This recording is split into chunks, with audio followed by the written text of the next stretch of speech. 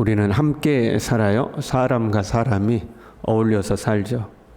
간혹 애완동물을 키우고 애완동물과 사는 분들도 있지만 결국 사람은 사람과 함께 살죠. 우리가 발이 넓다고 그러잖아요. 인맥이 이렇게 넓은 사람. 그렇게 인맥이 넓지 않아도 함께 마음을 나눌 수 있는 몇몇 사람이 있으면 되죠. 살아가는 데는 많은 사람과 섞이지 않아도 마음을 나눌 수 있는 몇몇 사람이 있으면 우리는 그들과 함께 세상을 사는 거죠. 그런 의미에서 가족이 참 중요하죠. 가족은 누구보다도 끈끈하고 누구보다도 마음을 나눌 수 있는 이제 그런 관계가 되는 거죠. 그럼에도 불구하고요, 우리는 사람과 함께 살아가지만 사람을 의존해서는, 절대적으로 의존해서는 안 되죠. 우리가 사람을 만났을 때 자기의 힘든 일이 있으면 상대에게 힘든 일을 하소연하잖아요. 나 이래가지고 힘들다, 저래가지고 힘들다. 근데 그것도요, 몇 번 하면요, 상대방이 힘들어 합니다. 만날 때마다 자기 힘든 이야기만 하면 힘들죠. 근데 그걸 모르는 사람이 있어요. 피해의식 속에 사는 사람은 만나는 사람을 붙들고 하소연하고, 그래서 다른 사람이 자기에게 관심을 갖게 되는, 이제 그걸 일종의 뭐라고 즐긴다고 할까요? 아니면 다른 사람의 관심을 끄는 방법으로 사용한다고 그럴까요? 만나는 사람에게 다 이래서 힘들다, 이것도 힘들다, 이것도 힘들다 막 하죠. 그럼 사람들이 사실은 힘들어합니다. 그걸 알아야 되는 거죠. 심지어 가족에게도 너무 많이 기대면 가족들도 힘들어합니다. 그렇잖아요. 긴 병에 효자 없다고 그러죠. 아무리 가족이라도 각자의 삶이라는 게 있는 거거든요. 자녀들은 자녀들의 삶이 있고 형제 간에도 각자의 삶이 있는데 너무 가족에게 많이 기대면 그 또한 힘들어합니다. 그래서 우리는 함께 살아가지만 우리가 절대적으로 의존하고 의지해야 될 분은 하나님밖에 없음을 항상 기억하고 살아야 됩니다. 본문을 보면요, 표제어가 이렇게 됐어요. 10사람이 사울에게 이르러 말하기를 다윗이 우리가 있는 곳에 숨지 아니하였나이까 하던 때에, 이렇게 돼 있죠. 지금 다윗이 사울을 피해서 대제사장 아히멜렉에게 갔어요. 그리고 음식과 칼을 구해서 이제 도망갔죠. 그랬더니 이제 아히멜렉과 그 지역 사람들이 사울에게 아주 큰 환난을 겪게 됐잖아요. 그 이후로 망명생활을 조금 하다가 하나님의 인도를 따라서 다시 이제 다윗이 이스라엘 지역으로 옵니다. 그랬더니 그일라라는 지역이 있는데 그 지역에 블레셋이 공격해가지고 고통을 받고 있다는 소식을 들어요. 다윗이 쫓기고 있는 상황이었음에도 불구하고 그일라 지역으로 가서 블레셋을 물리치고 그 지역 사람들을 구해줍니다. 그리고 이제 그 그일라에 머물게 되죠. 근데 다윗이 그일라에 있다는 소식이 사울의 귀에 들어갑니다. 그러니까 이제 사울이 그일라 지역으로 쳐들어오거든요. 사울이 온다는 소식을 듣고 다윗이 하나님께 물어봅니다. 하나님, 사울이 오면 이 그일라 사람들이 나를 사울에게 내주겠습니까? 안 내주겠습니까? 나와 함께 연합해서 사울과 싸우겠습니까? 아니면 사울에게 투항하고 저를 사울에게 갖다 바치겠습니까? 물어보니까 하나님이 너 사울에게 내줄 거다. 그러니까 두 말도 없이 그일라 지역을 이제 떠나버립니다. 그래가지고 10이라는 항무지에 피신해 갔는데 그 10 사람들이 다윗이 자기 지역에 왔다고 사울에게 가서 이제 밀고를 한 겁니다. 다윗이 우리 지역에 숨어 있습니다 하고 밀고 한 거죠. 근데 이 10 사람들은 유다 지파로서 다윗의 친족들이었습니다. 그러니까 자기가 목숨 걸고 구해줬던 그일라 지역 사람들도 위기를 당하니까 자기를 하나님께서 내줄 거다 그래서 피신해 왔는데 자기의 친족이라고 믿었던 사람들은 어떻게 한 거예요? 아직 사울이 오지도 않았는데 자기들이 가서 밀고 해버린 거예요. 다윗이 우리에게 있습니다. 그래서 본문의 시를 배반의 시라고도 합니다. 그때의 다윗이 기록한 시인 거죠. 하나님이여, 주의 이름으로 나를 구원하시고 주의 힘으로 나를 변호하소서. 지금 친족을 의지했다가 사람을 의지했다가 허망함을 깨닫는 거죠. 그래서 다시 하나님을 찾고 있습니다. 우리가 어려움에 놓이면요, 나를 도울 수 있는 사람을 우리가 찾죠. 누가 나를 좀 도와줄 수 있을까? 그 사람 찾아가면서 막연한 기대를 했는데 그 기대와 다를 때 우리는 이제 실망하게 되는 거죠. 근데 여러분, 기대와 다를 수밖에 없습니다. 사람은 각자가 놓인 상황이 다 다르고요. 무엇보다도 자기의 이익을 우선으로 하는 거지 상대방을 위해서 나의 이익을 포기한다? 그게 쉽지 않거든요. 상대로 인해서 내가 손해를 보게 돼요. 그러면 그 상대를 참아주는 게 한계에 도달하게 되는 거죠. 그렇잖아요. 하소연만 해도 힘들다니까요. 한 번 하소연하면 그래 들어주죠. 근데 만날 때만 다 하소연해요. 그러면 우리가 피곤하고 힘든 거 아니에요?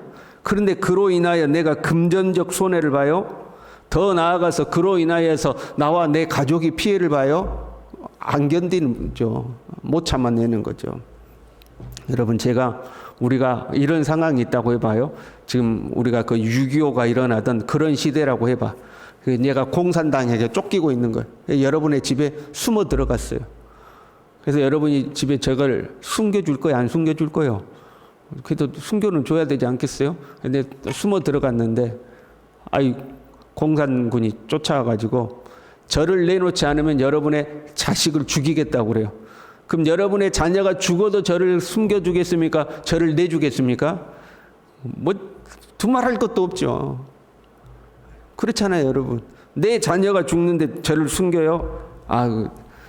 그걸 기대해서는 안 되는 거죠. 당신 자식이 죽을지라도 나를 숨겨줘야 된다. 그걸 기대해서도 안 되는 거예요. 그렇잖아요. 이런 상황을 만들면 안 되는 거죠. 그리고 이런 상황에서도 상대방이 나를 위해서 희생할 것을 기대하면 안 되는 거예요. 적어도 저 사람이 나를 위해서 이 정도는 해주겠지. 그걸 기대하면 안 된다, 이 말이에요. 다윗은요, 자신의 기대가 얼마나 허망한 것인지를 깨닫는 거죠. 그래도 내 친족이 이렇게까지 할지는 몰랐다. 왜냐하면 가서 일러 바친 거잖아요. 사울이 듣고 쫓아온 것도 아니고 가서 먼저 일러 바친 거거든요. 다윗이 거기에서 크게 실망한 거죠. 그러나 이러한 어떤 실망과 실패가 꼭 나쁜 것은 아니에요. 이걸 통해서 의지할 리가 하나님밖에 없음을 다시 한번 깨닫게 되는 거죠. 1절 다시 1절이요. 하나님이여 주의 이름으로 나를 구원하시고, 나를 구원하실 분이 하나님밖에 없다는 고백이죠. 그래서 4절에도 이렇게 고백하죠. 하나님은 나를 돕는 이시며 주께서는 내 생명을 붙들어 주시는 이시니이다. 주님만이 나를 돕고 주님만이 나를 붙들어 주신다 하는 거죠.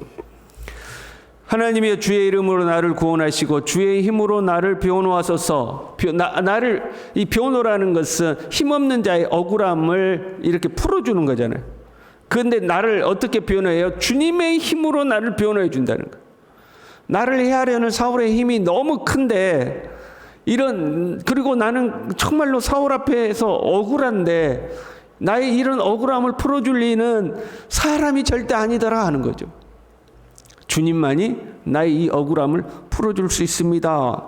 주님만이 나를 구원해 줄 수 있습니다 하는 고백이며 기도인 거죠.